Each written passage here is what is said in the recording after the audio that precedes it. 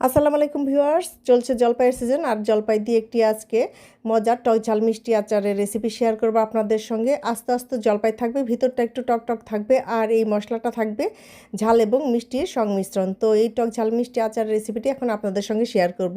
চলুন দেখি কিভাবে করি। এখানে নিয়েছি তেজপাতা, আর একটা টেবিল চামচ করে নিয়েছি ধনে, জিরা আর মৌরি, আর কিছু শুকনো মরিচ। এগুলোকে হালকা ভেজে ঠান্ডা করে গুঁড়ো করে নিব। এই তো প্রায় হাফ কাপের মতো এখানে আছে। এরপর চলে যাব আচার বানাতে। কড়াইয়ে দিয়ে দিব 2 কাপের মতো সর্ষের তেল। তেলটা একটু বেশি লাগবে। দিয়ে দিব বেশি করে শুকনো মরিচ আর তেজপাতা ফোড়নে। এরপর দেব 1.5 টেবিল চামচ পাঁচফোড়ন। এগুলোকে একটু ভেজে নিব। এরপর এখানে দিয়ে দিব জলপাইগুলোকে এখানে আগে আমি ধুয়ে মুছে একটু কাট করে নিয়েছি। এতে করে জলপাইগুলো ভালো মতো ভিতরে মশলা ঢুকবে, খেতে ভালো লাগবে। আর এখানে প্রায় 1 কেজি পরিমাণে জলপাই আছে। তো তেলের মধ্যে এখন জলপাইগুলোকে ছেড়ে দিব, আর মিডিয়াম হিটে বেশ ভালো মতো নেড়ে চেড়ে নিব। লবণও দিয়ে দিলাম পরিমাণ মতো।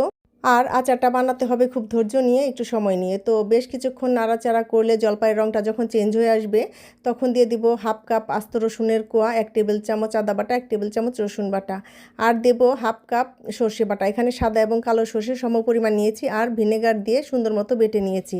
তারপর এই সব দিয়ে জলপাইয়ের সঙ্গে ভালো মতো কষিয়ে নিব। এরপর কষাতে কষাতে যখন জলপাইগুলো তো নরম হয়ে আসবে, ভালো মতোই সিদ্ধ হয়ে যায় এই পর্যায়ে। আর যেহেতু জলপাইগুলো আগে থেকে সিদ্ধ করে নেওয়া হয়নি, তাই বেশ ভালো মতো রান্না করে সিদ্ধ করে নিতে হবে। এরপর দিয়ে দিব হলুদের গুঁড়া 1 টেবিল চামচ, মরিচের গুঁড়া 2 টেবিল চামচ, নেড়ে চেড়ে মিশিয়ে নিব। দিয়ে দিব চিনি 1.5 কাপের মতো, লাগলে পরে আবার দেওয়া যাবে লবণ চিনি। এরপর দিয়ে দিব হাফ কাপ ভিনেগার। এগুলো দিয়ে সুন্দর মতো মিডিয়াম হিটে নেড়ে চেড়ে নিব। লবণ চিনি টেস্ট করে দিতে হবে, যে যেটুকু চিনি খাবেন সেভাবে দিবেন। দিয়ে দিব সেই ভেজে রাখা মশলাটা, আর এরপর দিয়ে দেবো একটু বিট লবণ হাফ চা চামচ। এগুলো দিয়ে খুব সুন্দর মতো নেড়ে চেড়ে মিশিয়ে নেব। এই পর্যায়ে কিন্তু আচারটা প্রায় হয়ে আসবে। জলপাইগুলো তো আগেই সিদ্ধ হয়ে গিয়েছে। আর এই আচারটা জলপাই আগে সিদ্ধ করে নিতে হয় না, বা রোদেও দেওয়ার ঝামেলা নেই। তো রান্নার পরে জলপাইয়ের আচারটা কড়াইয়েই 8-10 ঘন্টা এভাবে রেখে দিব।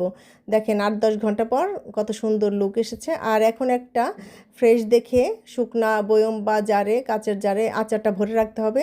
তাহলেই কিন্তু সারা বছর সংরক্ষণ করা যাবে। নর্মাল ফ্রিজে রেখে অনেক দিন খাওয়া যায়।